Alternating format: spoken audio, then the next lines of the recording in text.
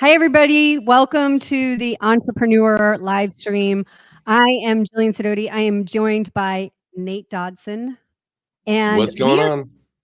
not much. Today, not much. Nothing. Nothing. Uh, Chilling Today, thoughts. we are going to be answering questions that we frequently get from folks such as yourself that are watching this live stream regarding anything running a business, starting a business, being an entrepreneur, raising capital, all the things. We're going to get to through as many questions as we possibly can. If you are watching this, wherever you're watching this, whether you're watching this on Facebook or YouTube, you can put a question in the comments below and we will answer it for you. So Nate already has a whole list of questions. So he's going to start asking me. We'll answer them together. It'll be lots of fun. Here we go. Oh my God, you sound like a robot. So hopefully it's not too bad of an internet connection on your side. So for everybody, just kind of FYI, I had one of my researchers kind of just do what are the most common questions that entrepreneurs ask, or people that want to be an entrepreneur may ask. So let's just kind of dive in and tackle some of these. And kind of the goal is to hit as many really important topics and questions as we get asked or we know is asked. So with that, let's start rolling. All right. So All right. I got a first question for you.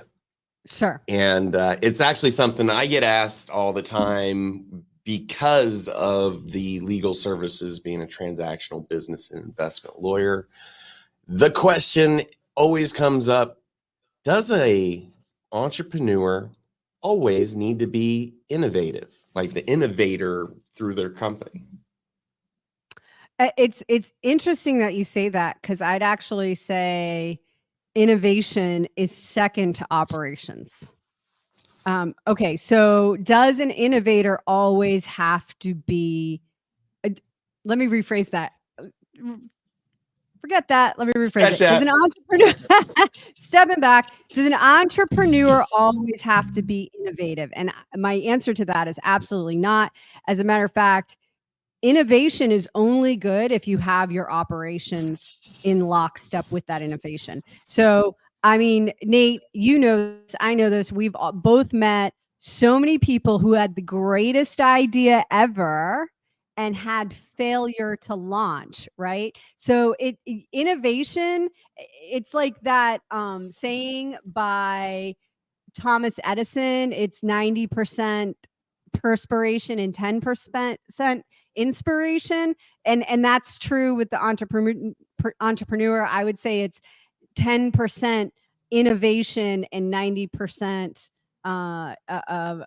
operations. So to me, that's more important, because if you look around and you see there's all kinds of different, I don't know why fast food is the first thing that I thought of, but Chick-fil-A, In-N-Out, they rise above the rest, right? They always have a line around the corner because they're not doing anything particularly innovative. It's fast food, but their perspiration, the efforts they put in, the fact that they're lean and mean and only offer like one basic product is what makes them special.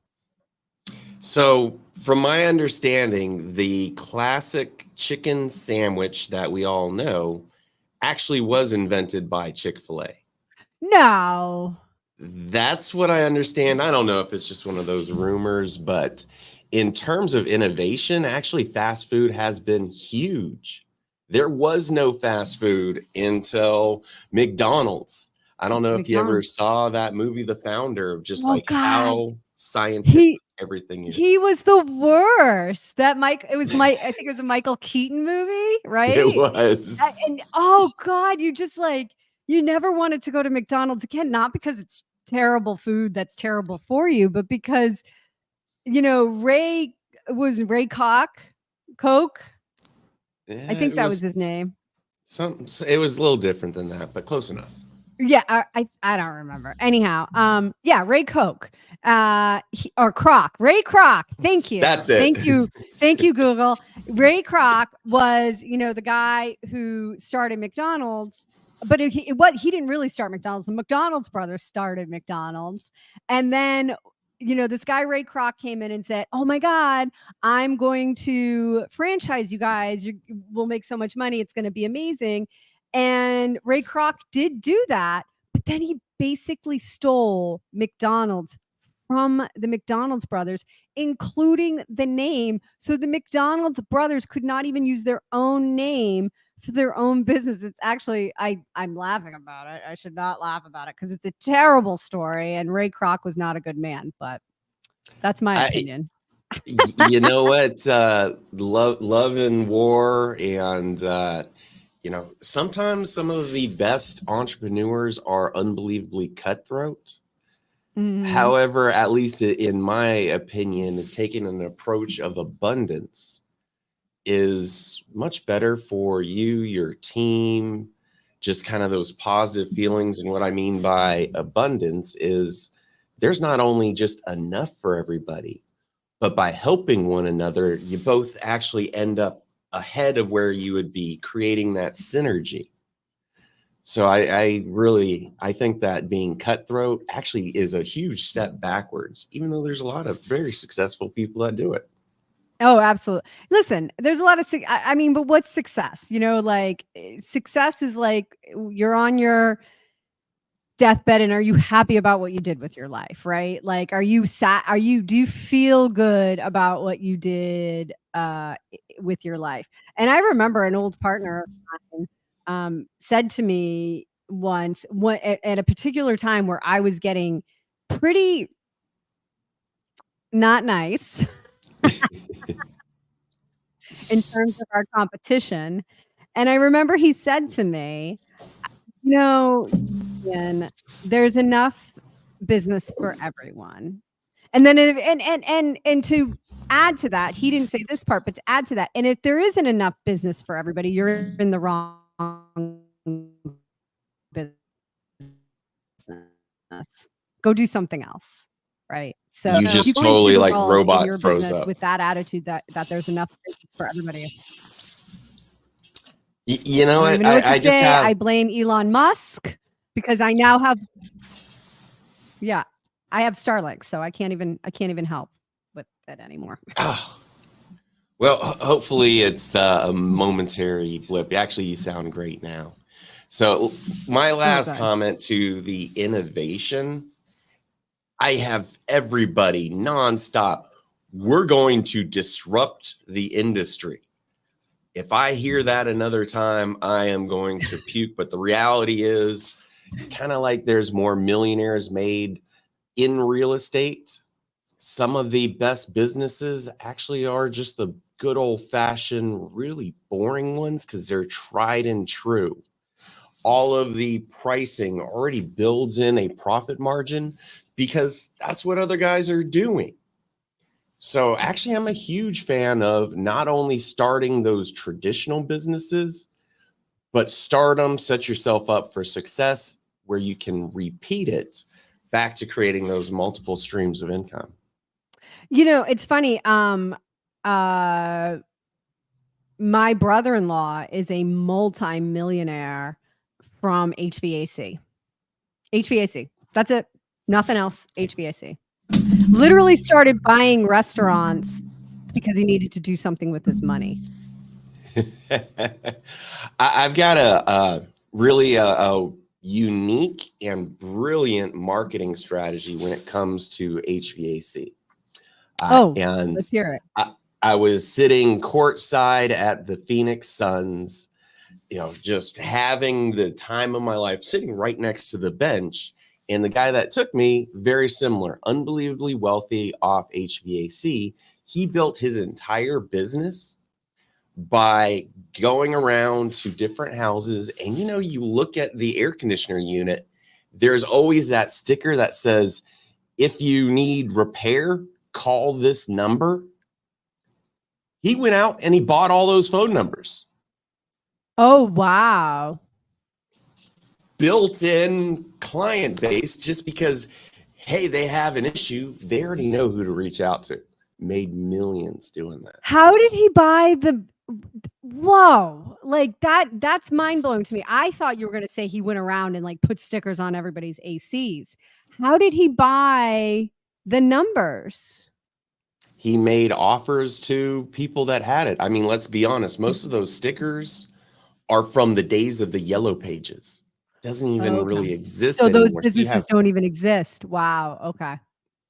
Yep. Wow. So I just thought it was brilliant. Well, as we are eating up time, definitely want to move on to the next question. Sure. Which kind of touched on it. How do you come up with pricing for your good or service? You know, I always wonder in coming up with pricing for your, whether it's a good or a service, you have to start with what do you think you're worth? And I find people often underestimate what they're worth because they want to be a low cost leader. They want to be like Walmart or what have you. And to me, that's not a good strategy. You start with the end in mind, right? And this to this end, I say you want to work in a 30 to 40% profit margin. You might not make it to that profit margin, but if you start at a 30 to 40% profit margin and work backwards from there, then you can determine, okay, what are my costs? Then you can figure out how much you're going to charge. Because if just to say like, I'm going to charge $1,000 for this and it costs you $1,100 to make, then what good is charging $1,000 for it? You're going to lose $100 every time you make whatever widget you're making. So it's profit margin, costs, then how much are you going to charge with using a 30 to 40% profit margin? Does that 30 to 40% include your own salary or compensation from the business? You know, it's funny you say that.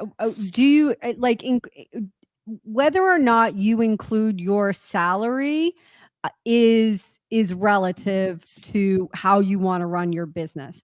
I never did because I always thought I'm going to eat what I kill, right? In every business that I've been in. Like my success, my personal financial success will be determined by the financial success of the business.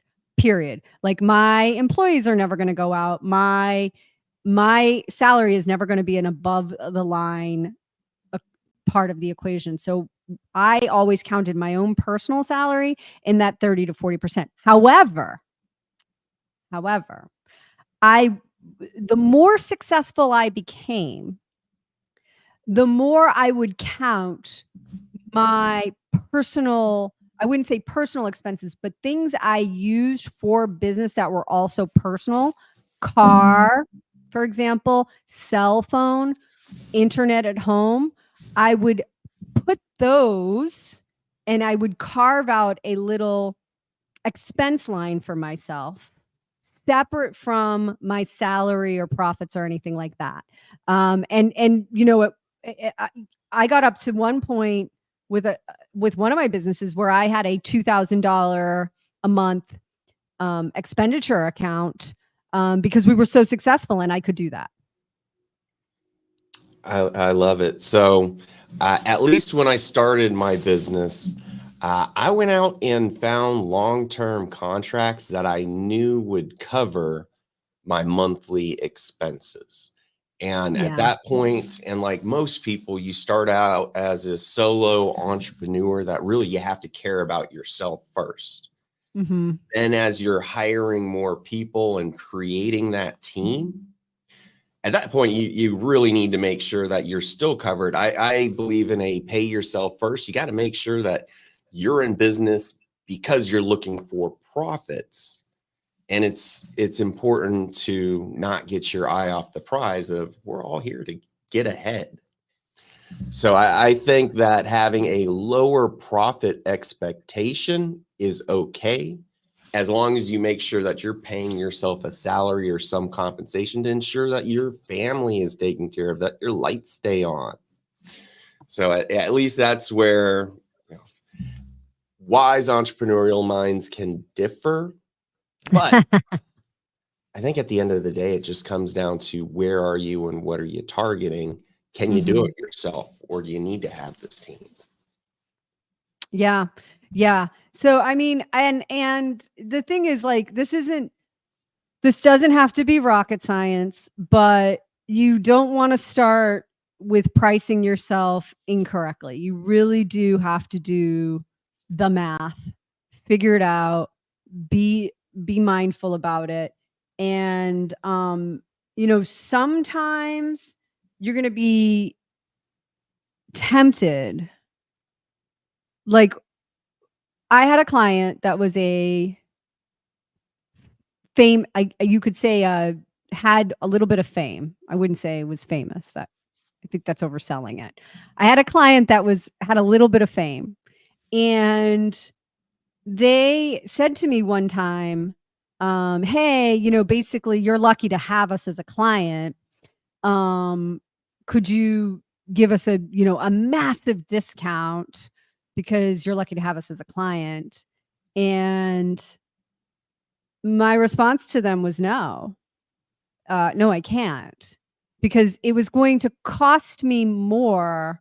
And also, as a lawyer, you have liabilities you've got to consider as well. But it was going to cost me more to provide them those services than it was worth it. So I said no, and I did lose the client, but I don't have any regrets about that, because it freed up our firm to do other things. They were a pain in the butt, to be perfectly honest. So it wasn't that hard to say no, frankly. But yeah. When it comes to the client discounts, I at least always think about it in a few different directions. One being, I'm already spending money on marketing. This would be a discount is as good as an expense, literally dollar for dollar. How much marketing benefit can they bring to the table by being a client? Mm-hmm. And at the same time, I'm not only thinking about the value or cost of the marketing, but also, hey, you have a little bit of a profit margin that's wiggle room.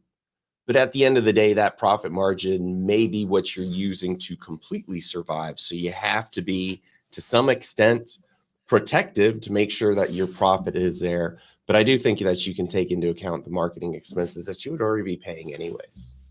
Yeah. Yeah. So Yeah.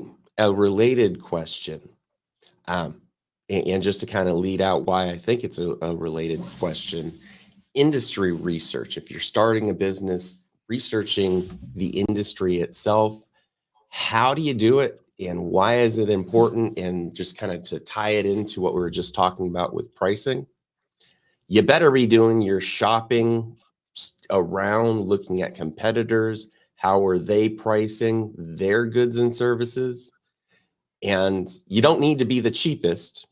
You don't need to be the most premium, but you have to be competitive with your little why we're better than the next guy reasoning behind it. So Yeah. Yeah. I'm interested to hear what you say, because I actually just had a conversation yesterday about researching an industry and how to figure out how to make an offer on a particular type of business. And the best advice I can give anybody when they're trying to figure out what to offer is to really find a friend or find a mentor in that particular industry who might know the right questions to ask. Because yesterday I had this opportunity, oddly enough, to discuss the acquisition of a nightclub. And I was discussing this with somebody who's very well versed in purchasing and selling and running nightclubs, to understand that there's nuances to it that you would not know if you were not in the industry, and tricks, like tricks of the trade, if you will. Not things that are like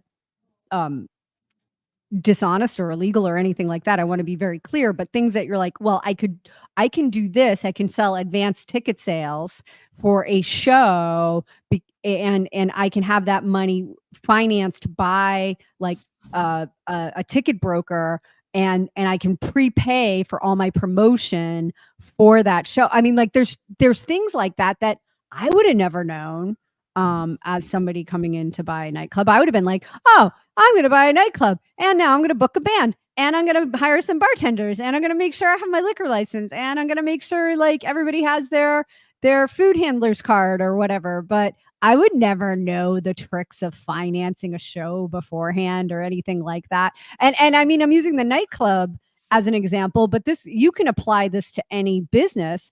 And that is to say, find somebody who will give you the time. There's all kinds of resources out there. There's all kinds of people who've been in the business for a long time who are more than happy to give you that advice. People love to give advice, especially if it's something that they know about. And you can go to like a website like Score, just like it sounds, Score. There's oftentimes CEOs of companies that are mentors on there that will give you that advice. Or I know this sounds crazy, but the two websites I would go to ask for advice are Reddit. Just go to the right forum in Reddit, ask advice, ask your specific question, and you will be shocked at how many people want to give you their opinion. And then you got to sift through the opinions, but you'll be shocked at how many people want to give you their opinion. Or go to Quora, Quora, and ask your question there. And again, you will be shocked at the experts who come out of the woodwork for you. You know, a weird, very similar strategy that I've done on a repetitive basis is just trying to hire somebody for a few hours, primarily just to get their insights and thoughts. So if I'm thinking about a different business, thinking about a new direction, or more of a major, I'm already going to be investing time, resources, and energy into it. I'll offer somebody on, as an example, Upwork.com, a place to find contractors. I'll buy 2 to 3 hours of your time for $100 to $200. And you know what? If you get somebody that has a ton of experience, knowledge, and they've already been there and done that, people love to talk about themselves, their business, and what they do. Here's your opportunity to really learn a lot from the people that have been there. So that's at least a buying mentorship that I've used in the past. So. No, I love that. That's actually a great idea.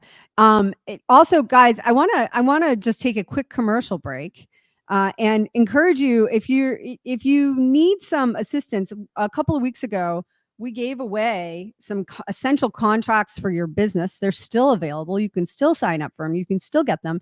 If you just go to the link you can see below. If you're just listening to this and you can't see the link, I'll read it to you now. It's bit.ly /essential contracts. That's bit.ly/essential contracts. And you get a bunch of free essential contracts for your business. And they're totally fillable. They're in Word format. There's no trick. We're not going to sell you something. We actually don't have anything for sale. This is truly just, a thank you for listening to our program of all things. So go check that out. And if you would like to ask questions, please do so in the comments below. All right. Next question. I'm liking this. I love this, Nate. This is great. I love it. Okay. Well, in the same chain or thought, we talked about using a mentor. How do you identify or qualify a mentor and even find them? So when I was a young whippersnapper, oh, our grades are coming out. When I was a young whippersnapper, so I started my law firm when I think I was like 29 years old. So I was pretty young, and it was not the first business I ever started, but it was probably the most consequential, right? It was the most important. And it was also one of the biggest risks because I had a baby on the way. I had just bought a new house. I had a ton of student loan debt. So there was a lot of risk involved there. And what I did to get mentorship was, one, I called my competition and I would just ask them questions. I would just ask them questions. I would just ask them. I wasn't I was going to say I would play the helpless girl. No, I was the helpless girl. There was no playing. I was actually helpless. So I would call my competition and say, listen, can you just help me with something? I don't know. I'm not sure. I don't, like a lot of that.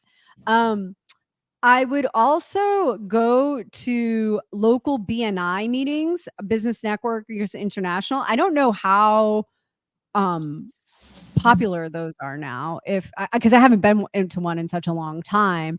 But I would go to those, and I would oftentimes, not necessarily talk to people in my industry, because the whole point of BNI is that you're the only person in the room that does what you do, and you're supposed to, give referrals back and forth to people. But oftentimes, not only would you find people in other industries that were very, very helpful, but you would also go to the big, I'm on a call. Goodbye. I'm good. No. Okay, that's okay. Thank you. Sorry. Sorry. Oh, love the kids. The youngest one just doesn't get it. So but I would often go and to the bigger regional meetings, and you would meet people who were in your industry, and they would love to help you. They'd love to give you advice because you weren't really their competition. They knew you were younger than them. You weren't going to steal their competition. Older people who've been in it for a long time generally will be very happy to give you advice and help you out. And then the third thing I would do, which wasn't super helpful for the type of law I was practicing, but it got me involved in the community, and it got me to know people in the community and just build that network, was Chamber of Commerce meetings. I would go to Chamber of Commerce meetings, and I would just meet professionals in my town.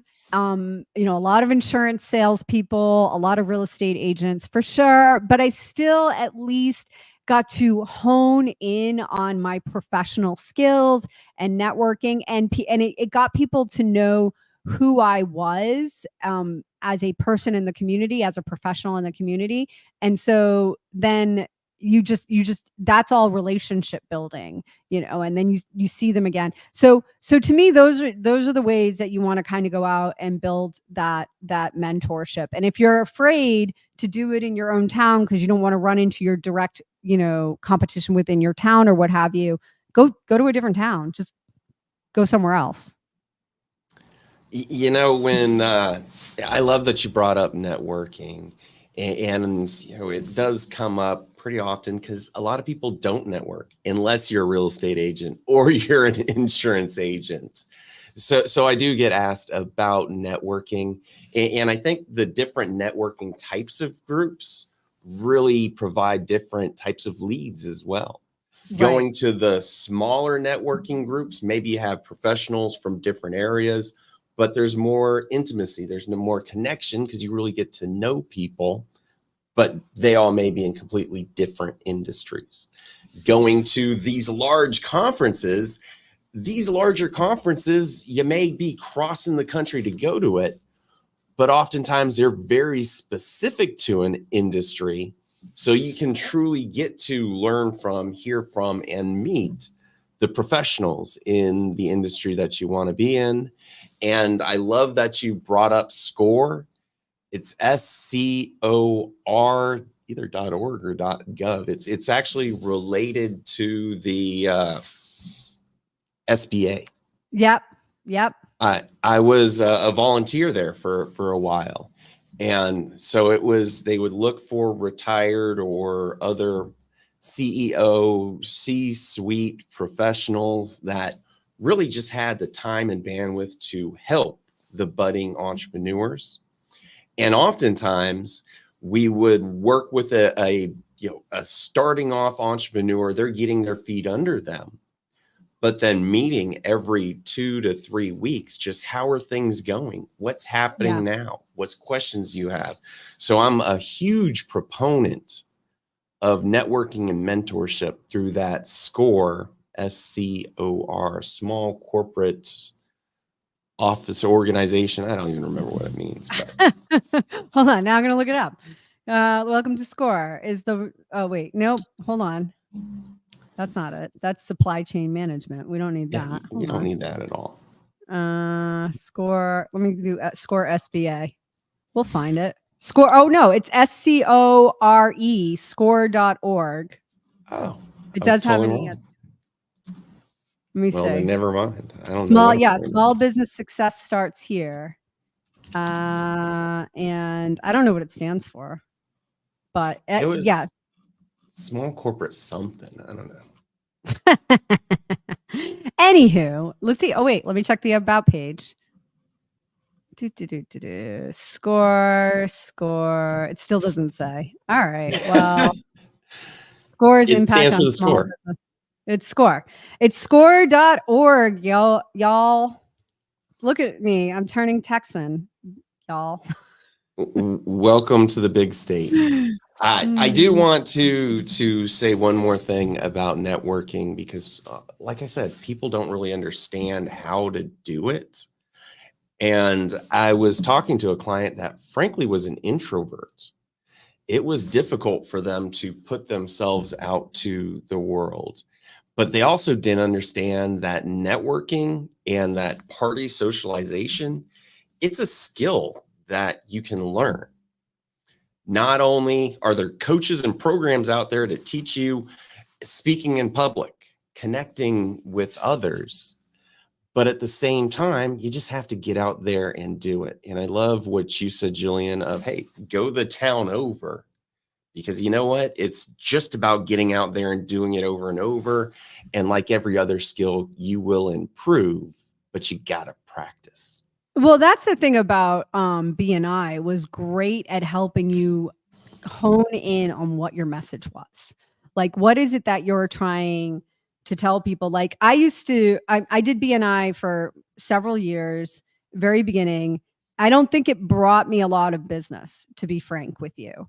Because of the type of business I was doing, that was the wrong room for me for actually getting business, but it was the right room for me for networking, for getting to know people in my town, and for just doing general awareness, and perfecting my pitch, because that's part of what BNI is that you pitch yourself every week and you only have like 30 seconds to do so. I want to recognize SoCal Buff's comment here, which is SBDCs are good too. They absolutely are excellent. I had a friend who ran the SBDC in Riverside County. So many people got some great business out of that. And it was, again, another great networking opportunity, a great way to get involved within your community, and also to find resources for your business that you otherwise wouldn't know existed.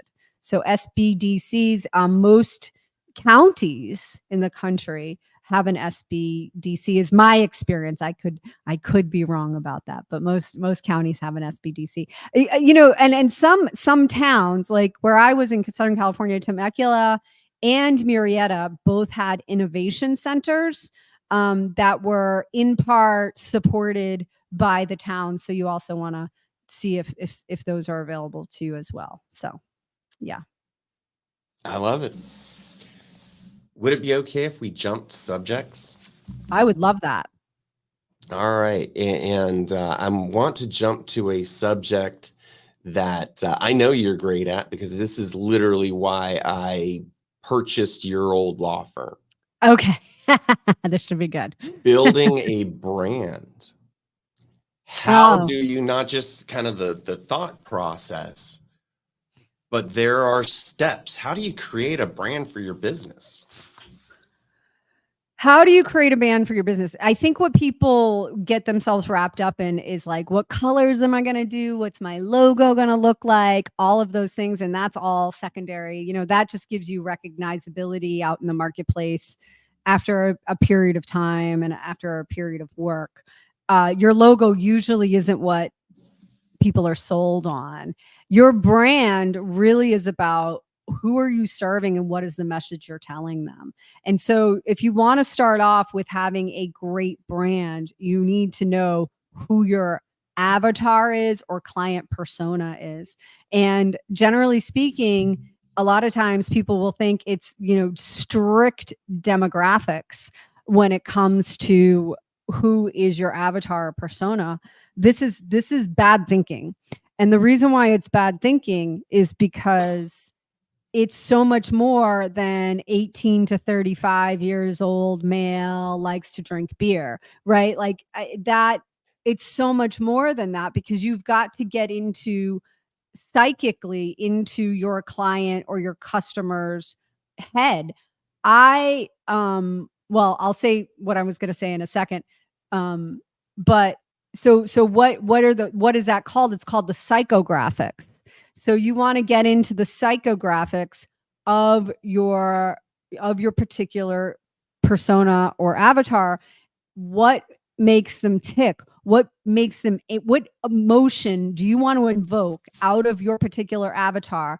How do you invoke that emotion? So you figure out what gives them joy, what makes them happy, what makes them cry, what makes them fearful, you know, and let's just take fearful for a second, because actually fear is a really easy one to work with. So you take fear, you know, get them all fearful, like this thing could happen if you don't solve this problem. Guess what? I have the solution for you, right? Like, so for my clients, their fear was, I don't want the government to come after me for doing it the wrong way. I don't want to get sued. Those were the fears. And so you say, okay, I'm going to create documents for you to ensure that the government doesn't come after you and your investors don't sue you. Like, that's how you solve that problem for them. So you have to relay that message, but it's deeper than that. And so, you know, one thing I always say, for me, I figured that out. And I will say, like, I started off as not a great lawyer, like early in my career, you know, those days where I was what did I say earlier in this when I said I was a helpless little girl? Like I was a helpless little girl, and I wasn't this great lawyer. I wasn't a great lawyer, but what I was great at was bedside manner. You know, understanding the fears, hopes, you know, aspirations and ambitions, to take some lines from Miss Harris. I was good at understanding what those were, tapping into those, and then being empathetic and helpful and speaking to those. What is it that you aspire to do, and what are you afraid of? How can I solve those problems? And here's how I'm going to solve those problems for you. And just repeating that over and over and over again with every single client, regardless of how good of a lawyer I was, because you can't, I think it's hard to learn the empathy, but it's easier to learn the law. So I could figure out the law. Like, you have a problem, tell me what the problem is. I might not know the answer now, but I'm going to solve it for you, because I understand you're afraid of the government, you're afraid of your investors suing you, and you aspire to have this business that runs beautifully, and let me help you with that. Ta-da! Love it. Love it. And if I could add my 2.5 cents Please on do. branding, you know, like I said, I bought your old law firm, crowdfunding lawyers. Mm-hmm. And one of the best parts of it was not just the client base that was there, but it was the name recognition. Mm-hmm. The fact that crowdfunding was a buzzword that organically people were just searching. Yep. But I do have an interesting response to this, because I actually had a conversation with Damon John about how do you do branding. You know, one of the gurus of the nation or the world on branding, he started FUBU. And we were talking about the legal industry. And today I totally 100% pursue what he taught and coached and explained. You think about most law firms, do we cheat them and how? There's just some names Yeah. that you don't really know what they do. They have to take that next step of explaining it. My other law firms, Dodson Legal Group, you know what they do? Legal services. But you don't really know what type of legal services they are. So crowdfunding lawyers, very specific to crowdfunding, but now we're niched. As we're trying to build and grow the business into public markets, handling more IPOs and more the quarterly 10Ks, 10Qs, all of those filings, crowdfunding lawyers is too niche down. So actually we started a new brand, just got the domain, having kind of the artwork and everything worked on, called Capital Markets Lawyers. Oh, good for you. Completely just a new specialized niche, a new specialized brand. Every one of the different businesses and brands incorporate some sort of logo that has something that flies. A rocket with crowdfunding lawyers, a balloon, something that is taking off. So that's how we create our brands. And then the colors are completely different because you want to have a different impact on your avatar. And you talk about the that sounds horrible. Psychographics.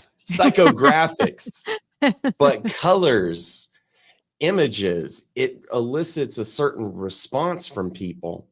So it's really important to think about that. And if you don't have the skill set yourself, there are graphic designers that actually specialize specifically in branding, not just I'm going to make a pretty brochure. So that's something to really think about as you're growing and building your business. But day one, does the branding really matter that much? No, it's really like, it's funny because we're kind of coming full circle now, which is at the beginning, you asked if it's innovation is the most important thing, or I can't remember exactly what the question was, but it was something about, do you always have to have innovation? And, we're working on a project right now. You and I won't say what it is, but we're working on a project right now. And one of the things I did when I came into the project was, we're not going to start at the beginning. We're going to start at the middle and work our way forwards. And then we'll go back to the beginning. So we're going to start at the middle, because if we start at the middle, that's when we can ensure that our customer has a wonderful experience in dealing with our company. Because if you start at the beginning, only develop the beginning, bring in these customers or clients or what have you, no matter what kind of business you have, then the experience for them is going to be absolutely miserable. And they're going to tell all their friends how absolutely miserable it is. And they're never going to come back. And that's how you get a bad reputation online. That's how you get a bad reputation in your community. So what I say to businesses often when I'm talking to them about starting up is, start with the middle, perfect the middle to the end, and then go back and you can figure out the beginning. And again, the beginning is that branding stuff. The branding stuff is fun and it's exciting. And you're like, oh, here's my new brand. But it's all irrelevant if you don't have the middle and the end customer experience dialed in. Absolutely love it. And you mentioned our other project. If I could just do a little bit of an actual dive into that. You call it a project. We're actually starting up a new business. Not going to share it, not going to talk about it here, but just wanted to share that, hey, we actually are entrepreneurs. We're launching businesses. Are we innovating? I don't know. We're jumping into an industry that is synergistic, that has great upside potential, that we already know. So we're starting this technology company up, and you know what? We aren't marketing it. We're kind of testing things out with various clients. But really where the focus is, and it's nothing different than what we are sharing ourselves here with these, is starting with the systems, the client experience, what processes we're going to implement. Because you know what? You got to take care of the client unbelievably well before you can scale and handle many clients. So really, we're not doing anything different than what we are sharing with you. We're starting a business. We looked at the avatar. We consider the industry. We talk to competitors and what they're doing, how they're doing it, and what's their best selling factor. We designed our program, and now it's about creating the systems for that client experience. And you know what, really at that point, and I'm excited and looking forward to focusing on the branding and then focusing on the marketing. So branding just comes down to how are we recognized, ties into marketing. But you know what, the first things first, focus on the systems, focus on giving your clients the best experience humanly possible. Absolutely. And that's what's so great about working with you, Nate, because we see eye to eye on that. It's, you know, it's non-negotiable, right? And it should be non-negotiable in your business for anybody who's listening to this, is that you need to work in those systems. And here's the thing. Here's the beautiful thing. We talked about pricing earlier. How do you price? This time of you working those systems out is your time to beta test your systems and offer those lower prices. So if you're looking to test your systems, you got to start bringing some capital in through the door. You can't wait till you don't want to have a failure to launch where you never launch because you're trying to perfect the system.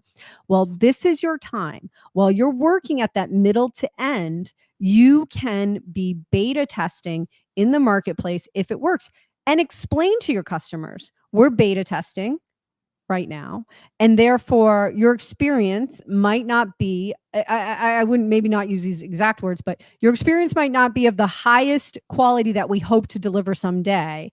However, we're going to make up for that by giving you a beta test price.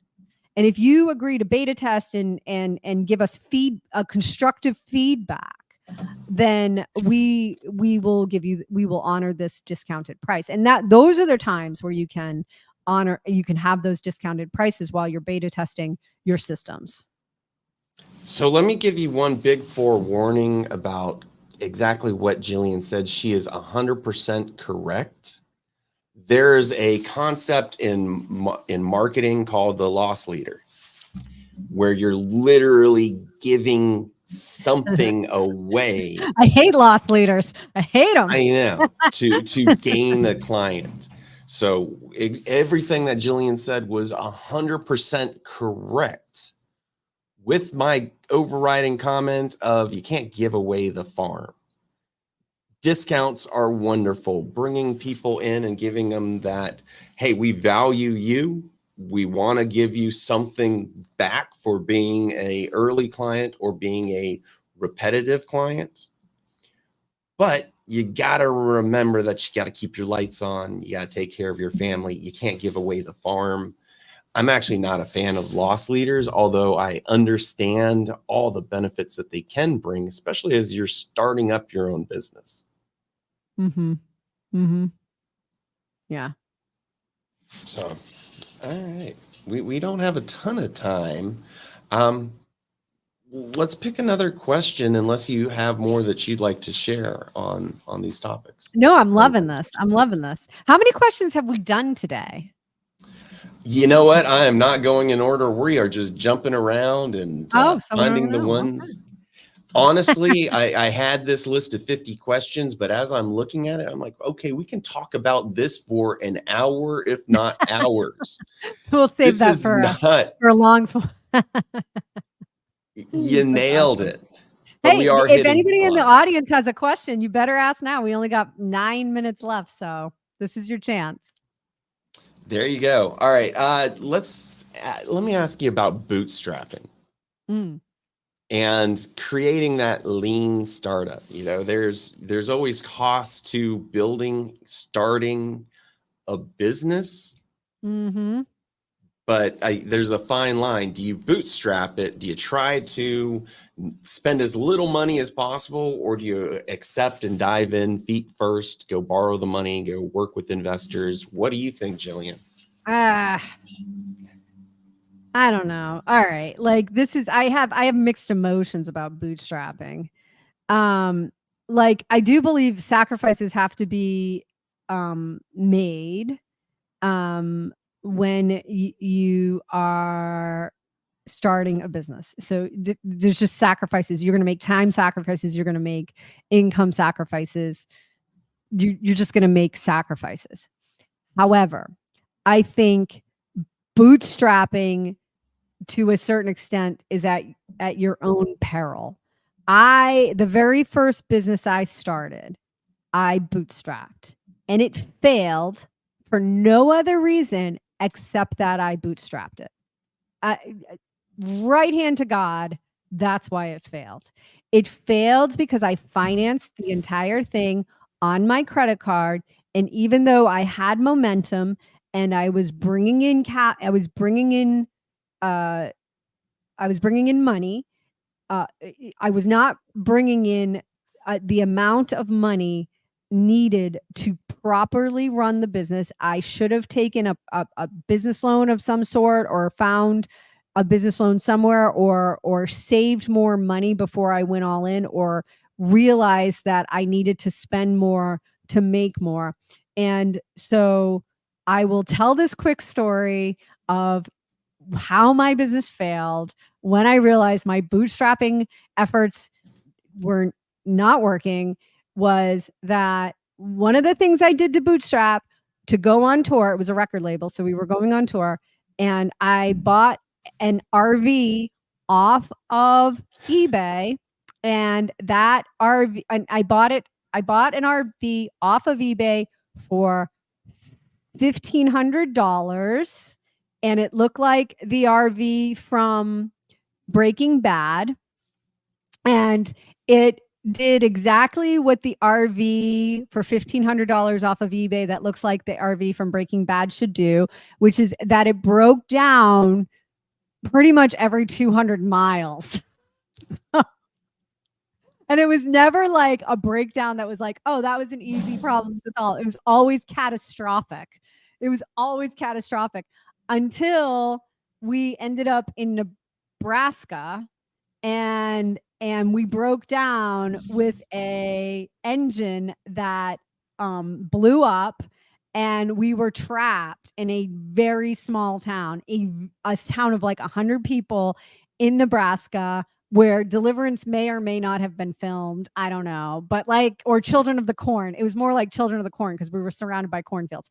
But you get my point. And that's when I said, oh no, I'm not doing this anymore. I've had enough. And I literally left Nebraska, made my way to California, took a plane from California back to Massachusetts, and got my butt back in law school, and decided I was going to be a lawyer. I mean, literally, that was like, I'm talking a 2-week turnaround. I made the decision that quickly. So that's what bootstrapping can do to you. If you make a plan and a budget and you have enough cash, and then you bootstrap, and then you do things to lessen your load, like not getting lunch every day for the staff or whatever, then that's okay. What I did, financing it on my credit card, not okay.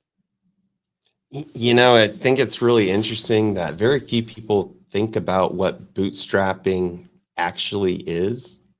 If you sit down on the ground, go ahead and try to pull yourself up from the shoelaces. It's actually impossible. Yeah, that's right. You know what? Good point. That's so true. That's that's a great in way. The world of entrepreneurship, that is half correct. Yeah, you can start up a business, you can hang your shingle outside, you can get things moving forward, but the fact is it's going to take you a long time. to build the systems, find the clients, be that one-man army that bootstrapping requires. I always recommend to people actually figure out your startup budget. What does it cost and what does it take for you to get past break even? Break even means your expenses meet your profits or your revenues, and then you end up with the profits above that. You have to hit and exceed that point or your business failed. Make sure that you can pay for it, whether it means your own piggy bank, a traditional bank, SBA, or actually just working with investors. That not only helps expedite your business startup, but it also makes sure it increases the chance of success by getting past that break-even point. So just no, absolutely. I just you know, I bootstrapped my first law firm. However, I think the difference between bootstrapping that and bootstrapping the record label was I was intentionally cheap and I had no resources for the record label, where with the law firm, it was like, well, if I don't want to be outside of, you know, the code of ethics. So I'm going to need this tool. So I have to find a way to buy it. Like, so it was a little different, like, or my phone is ringing too much. I don't have enough time to do the work and answer the phone. So I have to hire somebody. I don't have a choice. You know, I had to figure out how to get those very essential things done. Whereas with the record label, it was like, well, we don't have the money, so we're not going to buy it.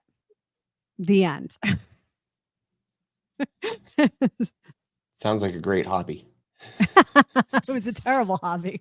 I was traumatized for many years after that. So since you're sharing you're starting up a law firm, let me share my own. Comically, I started my first one when I'm 29. I actually had to go to Excel to figure out my age and how long ago it was. Turns out I was also 29. That's so great. I worked at a law firm for a total of 1 year. Before that, I was actually in financial sales. And, you know, I was great at bringing in clients, the business development, and I hated working for anybody. And as soon as I had enough client flow, I went out and just to overshare, I went out and found long-term contracts that took 40% of my time and paid barely enough to cover the household expenses. I think it was about $8,000 a month. It was less than half time, but just to get things rolling and making sure that the kids are taken care of. From there, I spent 60% of my time on business development. And as it grew, first hire is an assistant, freeing up more time for business development and the legal work. Pretty soon, the legal work was way too busy, so I hired an attorney. In a short time period, I have attorneys that are covering all of the work. And so 100% of my time is on business development. And the history, yada, yada, yada, 17 years later, I still like to stay in my lane that I know, like, and love, which is really on the business growth side, not necessarily on the provision of legal services nor the operation. Yeah. So wanted to share my own little backstory there. No, I love that. I think it's so great how we had so many similarities with that. But let me ask you a question. I know we're at the end here. I know we're supposed to wrap up, but I want to know if somebody can't, let's say one of your kids comes to you. Let's do it this way. One of your kids comes to you and says, "Dad, I want to start a business." And they say, "I have a little money to start the business. What advice would you give them in terms of bootstrapping? I would give them the advice of go out and try. Okay. Knowing that most likely they're going to fail. Okay. But I think the failures in starting businesses and doing your own thing is a necessary part of the process. How do you deal with, hey, things didn't work out, unforeseen issues, hurdles, or problems? How do you overcome that emotional mindset feeling of, oh my God, what am I doing? Guess what? Stand up, do it again, do it better, and accept that not everything works out perfectly, but as long as you stay the course and believe in yourself, it's going to work out and you're going to succeed. You wouldn't, okay, so you wouldn't tell them go get a loan, or you wouldn't say like, well, let me lend you the money or something like that. You would just say, good luck. Let's see how this works out for you. The reality is, on average, an entrepreneur fails 6 times before they succeed. Okay, fair. Taking that in, and that's a statistical fact. So it's a law of averages. You're Completely. letting them average it out. Perfect. Okay. Yeah. Spend the least amount on your first, because it's most likely gonna fail. It's so funny you say that, because I used to work at a real estate brokerage firm, and the brokers would call, they'd have a day where they would just make cold calls, right? Trying to buy people's apartment buildings. And they would get off the phone so fast. They would just be like, okay, bye. Okay, bye.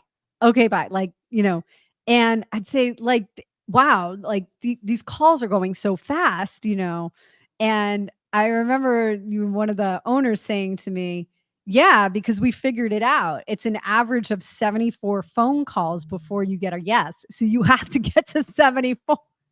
Like they're just trying to race to set the 74th phone call. But it works. It truly does. Yeah. Well, awesome. Well, thank you everybody for joining us today. It's been real. It's been fun. I would even say everybody. It's been real fun. So check us out next week. We'll probably do the same thing because I liked doing this. This was, I think this was my favorite stream to date. I don't know how you feel about it.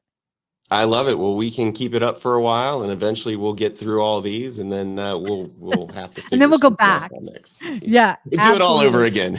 Do it all over again. Bye, everyone. Have a great day. We'll talk to you soon.